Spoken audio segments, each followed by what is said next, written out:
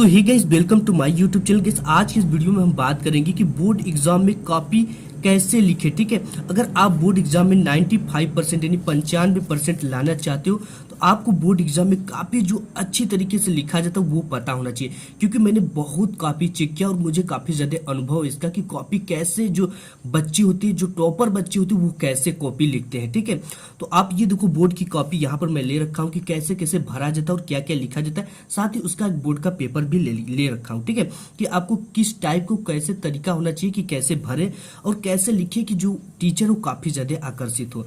तो सबसे पहला जो टॉपिक है कि बोर्ड परीक्षा में कॉपी कैसे लिखे। टॉपर ऐसे लिखते हैं 90% 95% मार्क्स के लिए। ठीक है, आपको इस तरह से लिखना है और साथ ही साथ बोर्ड एग्जाम में आपको सिर्फ काला व नीला पेन का ही यूज करना है। ठीक है, देखो यहाँ से जो पेन होता है आपको एक ब्लू ले लेना है पेन, एक ब्लैक और एक स्केच लेना है जो कि ब्लैक हो। ठीक है, यानी कि नीला पेन एक नीला ले लेना है, एक काला ले लेना है, एक काला स्केच ले लेना है। इन तीनों का ही यूज करना है, इसके अलावा आपको कोई भी पेन यूज नहीं करना है। अगर आपको आवश्यकता हो, काफी ज्यादा आप आकर्षक टाइम हो तो आप एक हाईलाइटर ले सकते हो। ठीक, इसका यूज मैं बताऊंगा कि किस तरह से हाईलाइटर का यूज करोगे, जो कि टीचर काफी ज्यादा खुश हो जाते हैं इस हाईलाइटर के यूज से। और कहाँ करना कैसे करना वो मैं आपको दिखाऊंगा। ठीक है, तो गाइस यहाँ पे बोर्ड एग्जाम में सिर्फ आपको काला व नीला पेन का ही यूज करना है, इसके अलावा कोई भी यूज नहीं करना। इसके बाद जो काफी इंपॉर्टेंट बात होती है वो बोर्ड एग्जाम की कॉपी में first page and last page में हैंड राइटिंग सुंदर व आकर्षक यानी कि अट्रैक्टिव होना चाहिए। अब देखो हम लोग क्या करते हैं जब बोर्ड में कॉपी चेक करते हैं, ठीक है, कोई भी टीचर कॉपी चेक करता है तो वो क्या देखता है कि फर्स्ट पेज जो अच्छा होता है तो उसका जो इंप्रेशन होता है, क्योंकि first impression is last impression, तो वो काफी अच्छा होता है और वो समझ जाता है कि बच्चा अच्छा है। क्योंकि टीचर के पास प्रेजेंटेशन के लिए, ठीक है, आप वहां पे नहीं होते, वो आपकी कॉपी को देखकर आपका अनुमान लगा लेता है कि बच्चा पढ़ने में कैसा है। तो यहाँ पे आपकी कोशिश होनी चाहिए कि फर्स्ट पेज और लास्ट पेज जो है अच्छा लिखा होना चाहिए, ज्यादा उसमें कट पिट क्रॉस नहीं होना चाहिए। क्योंकि अगर अच्छा रहेगा फर्स्ट पेज तो टीचर अच्छा बच्चा जानकर उसी के हिसाब से पूरे चैप्टर को आपको पूरे कॉपी पर औसत नंबर देता चला जाता है पूरे प्रश्न पर। तो आपको सुंदर और आकर्षक पहले फर्स्ट एक दो पेज होना चाहिए, उस पर आपको ध्यान देना है और लास्ट पे एक दो पेज पे। ठीक है, कहीं यानी पहला आप देखते चला गया, लास्ट में उसकी मिजाज न बिगड़ जाए। और साथ ही साथ बोर्ड एग्जाम की कॉपी में फर्स्ट पेज में कटपिट बिल्कुल नहीं करना है। ठीक है, अगर बाई चांस कोई भी चीज़ गलत होती है तो उसे एक बार इस तरह से पेन से कट करना है। ठीक है, ये नहीं कि इस तरह से क्रॉस कर देना और इसको इस तरह से रगड़ देना है। और इसके साथ ही साथ बात करेंगे कि जो भी क्वेश्चन का आंसर ना आए उसे छोड़ना नहीं है।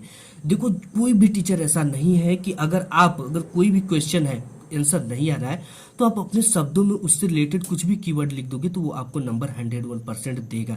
लेकिन आपको कोई भी क्वेश्चन ऐसा नहीं है कि नहीं आ रहा है तो उसे छोड़ देना है। ठीक, इस चीजों को आप ध्यान दोगे तो 95% मार्क्स से आपको कोई नहीं रोक सकता। ठीक है, तो देखो ये है एक बोर्ड की क्या है क्वेश्चन पेपर है और ये है बोर्ड की कॉपी जो आप भरते हो। ठीक है, यहाँ पे ऊपर लिखा रहता है कि परीक्षार्थी सभी प्रविष्टियां शुद्ध एवं स्पष्ट रूप से स्वयं भरे परीक्षार्थी का अनुक्रमांक अंकों में। ठीक है, तो यहाँ पे आपका जो अनुक्रमांक होता है 90,10,359, ये अनुक्रमांक आपने लिख दिया। इसके बाद परीक्षार्थी का अनुक्रमांक शब्दों में। ठीक है, ये क्या होता है 90,10,359, आप यहाँ पे इसको किस में लिख दिया, शब्दों में। अब इसके बाद यहाँ पे होता है कि विषय एवं प्रश्न पत्र तथा संकेतांक लिखना होता है। विषय लिख दिया हमने, ये हिंदी का पेपर है तो हिंदी यहाँ पे आपको लिख देना। ठीक है, हिंदी का पेपर था तो हमने क्या लिख दिया, हिंदी लिख दिया। प्रश्न पत्र क्या है, केवल है तो केवल लिख दिया, एक ही प्रश्न पत्र है, दो ठो नहीं हिंदी का। प्रश्न पत्र पर अंकित संकेतांक, देखो यहाँ पे इंपॉर्टेंट होता है संकेतांक का मतलब होता है ये क्या है, प्रश्न पत्र पर अंकित संकेतांक, ये क्या है 801 AC, ये चीजें आपको उस कोष्टक में भरना होता है। ठीक है, इस ब्रैकेट में 801 AC इस संकेतांक को भरना होता है। और परीक्षा का दिन जो भी दिन हो, सोमवार मंगलवार बुधवार जो भी दिन हो आपको यहाँ पे डालना है। फिर परीक्षा तिथि एवं पाली 24/2/2023। ठीक है, और यहाँ पे परीक्षा तिथि डाल दिया। पाली अगर आपका फर्स्ट पाली है तो फर्स्ट पाली लिख दीजिए। ठीक है, प्रथम पाली अगर द्वितीय पाली है तो द्वितीय पाली लिख दीजिए। इसके बाद परीक्षा केंद्र का नाम, तो आपका जहां भी परीक्षा केंद्र गया हो सेंटर, उस सेंटर का नाम लिखा जाता है SBI कॉलेज कस्या। ठीक है, और इसके बाद कस्या लिखने के बाद आपके जिले का नाम जो होता है वो वहां पे राइट कर देना है। अगर आपका होम सेंटर है तो आप अपने होम सेंटर का ही नाम लिखेंगे। ठीक है, तो ये चीजें फाइनल हो गई। इसके बाद तो आपने लिख लिया, इसके बाद ये पेपर आती है। ठीक है, पेपर को अब देखो जो पेपर होता है आपको 3 घंटे 15 मिनट का होता है, जिसमें आपको 3 घंटे प्रश्न पत्र को सॉल्व करने के लिए होता है और 15 मिनट आपको जो प्रश्न पत्र होता है इसको पढ़ने के लिए होता है। आपको प्रश्न पत्र जरूर पढ़ना है, इससे आपको क्या होगा कि देखो कंफ्यूजन क्या स्टूडेंट करते गलतियां कि वो शुरू में प्रश्न पत्र मिलते ही उसको हल करने लगते हैं। ये गलती आपको नहीं करना है, क्योंकि अगर आप शुरू में ही हल करोगे, ठीक है, तो आप कभी कभी ऐसा होता है कि कोई क्वेश्चन होता है उसमें अथवा दिया होता है, ठीक है, तो पहला कुछ टॉप होता है अथवा वाला जो सरल होता है, तो आप पहला टॉप वाले किसी तरह प्रेस बना कर दिए, फिर आप देखते हो कि यार ये तो मुझे आ रहा था, बहुत अच्छी तरीके से आ रहा था, इसको काश मैंने सॉल्व किया होता, ठीक है। तो इसको आपको सबसे पहले कॉपी मिलता है बोर्ड एग्जाम में, ठीक है, कॉपी आपको ले लेना है, इस तरह से कॉपी मिलेगा। कॉपी लेने के बाद आपको स्केल लेना है, ठीक है, स्केल से जिस तरह से रखना है बाई तरफ, एक स्केल से ज्यादा की दूरी ले लेना है। लेने के बाद आपको क्या करना है, एक पाई खींच देना है, ठीक है। यहाँ पे जैसे मैं पाई खींच देता हूं, इस तरह से आपको पाई खींचनी है, इसको डबल कर देना है पाई को। एक लाइन मैंने खींच लिया, ठीक है। लाइन खींचने के बाद अब आपको क्या लिखना है, जिस भी प्रश्न को सॉल्व करे उसकी प्रश्नोत्तर संख्या डालनी है, ठीक है। जैसे यहाँ पे पहला क्वेश्चन क्या आ जाता है, निम्नलिखित कथनों में से कोई एक कथन सही, उसे पहचान कर लिखिए। तो आपका क्या है करना है, यहाँ पे सबसे पहले प्रश्न नंबर 1 है, तो प्रश्न नंबर 1 डाल देना है, ठीक है। तो यहाँ पे हम ऊपर डाल देंगे, यहाँ पे गाइस, यहाँ पे आपने प्रश्नोत्तर संख्या 1 डाल दिया, ठीक है। अब स्केल लेकर इसके नीचे क्या करना है, 2 ठो पाई खींच देना, ठीक है। किस तरह से खींचना है, यहाँ पे स्केल आपको लगा लेना है, इस तरह से स्केल लगाने के बाद यहाँ पे इस तरह से पाई खींच लेना है,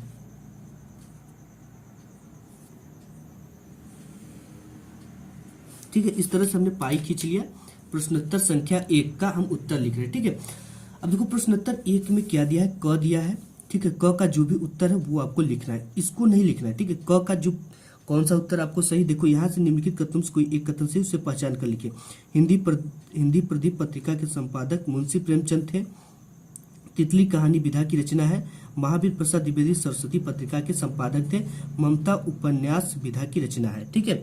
तो गाइस, इसमें जो तीसरा है, महावीर प्रसाद द्विवेदी सरस्वती पत्रिका के संपादक थे, ठीक है, तो ये सही है। अब देखो इसको कैसे आपको लिखना है, यहाँ पे आपको डाल देना है क, ठीक है। यहाँ पर भी आप क डाल सकते हो, यहाँ पर भी डाल सकते हो, ठीक है। तो यहाँ पे मैं डालता हूँ फाइनली। इसके लिखने के बाद देखो ऊपर से एक लाइन छोड़कर लिखना, और जब उत्तर लिखना है तो 1 से 2 लाइन छोड़ देना, ठीक है। तो यहाँ पे क मैं डाल देता हूँ, यहाँ पे क डाल दिए, यहाँ पर भी आप डाल सकते हो, ठीक है। क का कौन सा आंसर सही है, क का तीसरा सही है, ठीक है। महावीर प्रसाद द्विवेदी सरस्वती पत्रिका के संपादक थे, तो यहाँ पे आपको डाल लेना तीसरा, ये तीसरा डाल दिया। इसके बाद लिख देंगे आंसर हम, तीसरा क्या है कि महावीर प्रसाद द्विवेदी सरस्वती पत्रिका के संपादक थे, तो यहाँ पे हमें लिख लेना है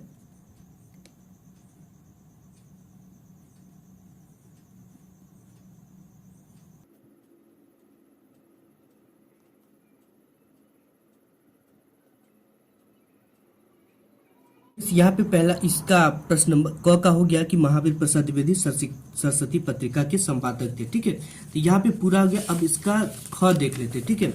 ख में क्या है, त्याग पत्र के लेखक का नाम लिखे, ठीक है। तो आपको कुछ भी नहीं करना है, अब प्रश्न संख्या भी नहीं डालना है, आपको यहाँ पे एक लाइन छोड़ना है, ठीक है। ऑप्शन वाले में आप एक लाइन छोड़ देंगे तो देखने में अच्छा लगता है शुरू में।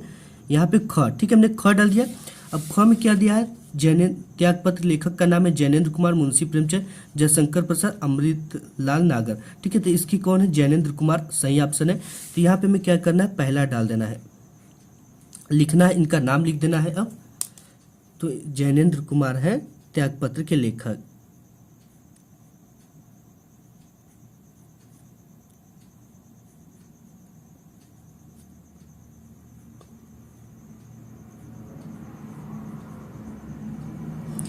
ये हो गया राइट आंसर, ठीक है। इसके बाद यहाँ पे ग दे रखा है, निम्नलिखित रचनाओं से किसी एक रचना लेखक का नाम लिखे। ये दे रखा है वाणभट्ट की आत्मकथा, सेवा सदन, नदी के दीप, गुनाहों की देवता। तो आप जानते हो कि वाणभट्ट की आत्मकथा लिखे आचार्य हजारी प्रसाद द्विवेदी, सेवा सदन मुंशी प्रेमचंद, नदी के दीप, और यहाँ पे ये है गुनाहों का देवता, ठीक है, ये धर्मवीर भारती का है। तो आपको जो भी अच्छा लगे, सरल लगे, जो आ रहा हो उसको लिख लेना है, ठीक है। यहाँ पे हम सेवा सदन प्रेमचंद जी का है, इसको लिख ले रहे हैं। तो यहाँ पे ग का कौन सा सही है, दूसरा। तो यहाँ पे हमें डाल देना है ग, ग का कौन सा सही है, दूसरा। दूसरा हम दूसरा का लिख रहे हैं, ठीक है, सही।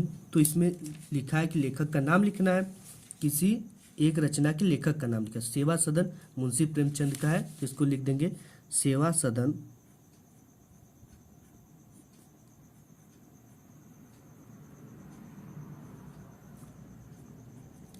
सदन लिखने के बाद आपको ब्लैक पेन का यूज करना है।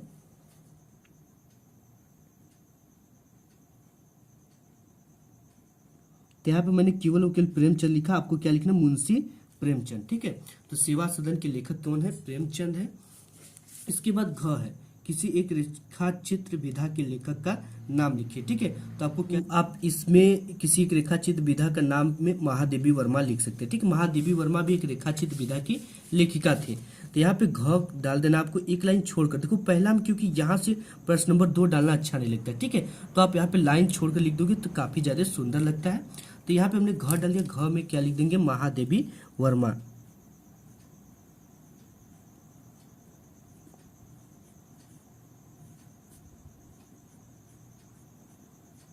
ठीक है, ये हो गया आपका महादेवी वर्मा।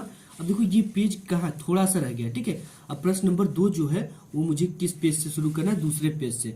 इसके बाद इसमें देखो ये इसी तरह है, इन सब के आप आंसर लिख लेना है। दूसरा भी इसी तरह से, इसी तरह से प्रश्न नंबर 2 का क का उत्तर, ख का उत्तर डालकर इस तरह से आपको लिखना है। ठीक है, इसके बाद इंपॉर्टेंट क्या है, तीसरा, निम्नलिखित गद्यांशों से किसी एक गद्यांश के नीचे दिए गए प्रश्नों के उत्तर दीजिए। देखो आपको टोटल 2 गद्यांश दिया जाता है, एक यह गद्यांश है और यहाँ पे एक और गद्यांश है। तो उसमें से आपको किसी एक गद्यांश को हल करना होता है। गद्यांश जो भी हो उसके नीचे कितने क्वेश्चन होते हैं, टोटल 3 क्वेश्चन थे। पहला तो एक गद्यांश का संदर्भ लिखने के लिए होता है, और दूसरा जो होता है रेखांकित अंश की व्याख्या, यानी कि जिन शब्दों के नीचे केवल रेखा खींचे उनकी व्याख्या अपने शब्दों में करनी होती है इसी को पढ़कर। और तीसरा होता है कुसुम का मनुष्य के जीवन पर क्या प्रभाव पड़ता है, जो कि इसी से रिलेटेड, ठीक है, इसी गद्यांश से रिलेटेड ये प्रश्न होता है, इसका उत्तर इसी में मिल जाता है आपको। तो फटाफट हम इसको कैसे लिखेंगे ये देख लीजिए आप, कि इसके लिए भी सेम प्रोसेस है। ठीक है, ये प्रश्न उत्तर संख्या 3 हम हल कर रहे हैं। यहाँ पे आप देख सकते हो ये क्या है, प्रश्न उत्तर संख्या 3 है। ठीक है, 3 हम डाल देंगे, प्रश्न उत्तर संख्या 3। सेम प्रोसेस है, उसके नीचे लाइन खींच देगी। ये सब देखो मैंने पहले से कर लिया क्योंकि आपकी टाइम की बचत होगी। यहाँ पे ये सब करने के बाद, ठीक है, यहाँ पे कितने हैं, 2 दिए गए, ये क दिया गया है और ये क्या दिया गया है, ख। ठीक, किसी एक को करना, ये काफी ज्यादा इंपॉर्टेंट है, बोर्ड एग्जाम में हर साल पूछा जाता है। तो हम सबसे पहले इसी को सॉल्व करेंगे। देखो इसको सॉल्व किस तरह से किया जाएगा, सबसे पहले आपको गद्य सॉल्व करना है। आप क सॉल्व करोगे ख, ठीक है, तो इसको आपको यहाँ पे लिख देना है। और देखो ये होता है कुसुम का जोड़ डैश डैश उठाती जाएगी, ये क्या होता है, कुसुम का जोड़। ठीक है, शुरुआत में और लास्ट का लिखना होता है उठाती जाएगी। ये किस लिए लिखा जाता है, क्योंकि टीचर को पता चले कि आपने क किया है कि ख। ठीक है, ये अगर नहीं लिखा है तो इससे ये पता चल जाता है कि आपने क किया है कि ख। तो ये लिखने के बाद, ठीक है, अब इसके बाद क्या लिखना है, प्रश्न नंबर इसमें पहला है कि उपयुक्त गद्यांश का संदर्भ लिखिए। अब आपको क्या करना है, संदर्भ लिखना। संदर्भ में क्या होता है कि इसके लेखक और ये किस पाठ से लिया गया उसका नाम लिखना होता है। तो गाइस जो पहला है क्या लिखा है, संदर्भ लिखने के लिए। ठीक है, सबसे पहले हमें क्या हेडिंग डालना है, संदर्भ पे हेडिंग डाल देना। अब संदर्भ में देखो कैसे लिखना है, प्रस्तुत गद्यांश हमारी पाठ्य पुस्तक हिंदी गद्य खंड में संकलित मित्रता। ठीक है, अब देखो ये जो मित्रता है, ठीक है, मित्रता को हमने किस पेन से लिखा, ब्लैक पेन से। किस लिए लिखा है, क्योंकि सुंदर लगे और ये हाईलाइटेड के लिए लिखा है, नामक पाठ से लिया गया है। इसके लेखक आचार्य रामचंद्र शुक्ल जी हैं। ठीक है, इसके लेखक कौन है, आचार्य रामचंद्र शुक्ल जी है। तो ये आपको लिख लेना है। इस तरह से आपको क्या लिखना है, संदर्भ की प्रस्तुत गद्यांश हमारी पाठ्य पुस्तक हिंदी गद्य खंड में संकलित मित्रता नामक पाठ से लिया गया है, इसके लेखक आचार्य रामचंद्र शुक्ल है। इस तरह से आपको लिखना है। इसके बाद नेक्स्ट क्या है, रेखांकित अंश की व्याख्या कीजिए। रेखांकित अंश क्या है, ये जिसके नीचे जिन शब्दों के नीचे केवल रेखा खींचे इनकी आपको व्याख्या करना। कुसुम का जो सबसे भयानक होता है, यह केवल नीति और सद्बुद्धि का ही नाश करती बल्कि बुद्धि का भी क्षय करती। ठीक है, अब इसका आपको पढ़ने के बाद इसका क्या करना था, अपने शब्दों में लिखना होता है। ठीक है, तो यहाँ पे आपको हेडिंग डालना है, रेखांकित अंशों की व्याख्या।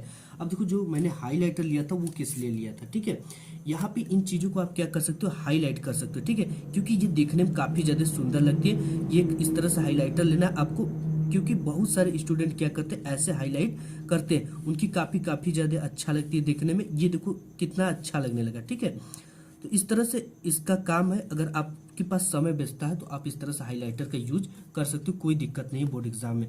ठीक है, तो ये करने के बाद अब देखो क्या लिखना है, प्रस्तुत पंक्ति में जो ये पंक्ति इसकी बात की जा रही है, तो यहाँ पे लिखना है, प्रस्तुत पंक्ति में लेखक बुरी संगति को भयानक रोग बताते हैं। यह अच्छे गुणों का विनाश करने के साथ बुद्धि को भी नष्ट कर देती है, किंतु अगर अच्छी संगति मिल जाए तो बुरी संगति में पड़ा व्यक्ति घर से निकलकर बुरी आदतों से निकलकर प्रगति के पथ पर चलने लगता है।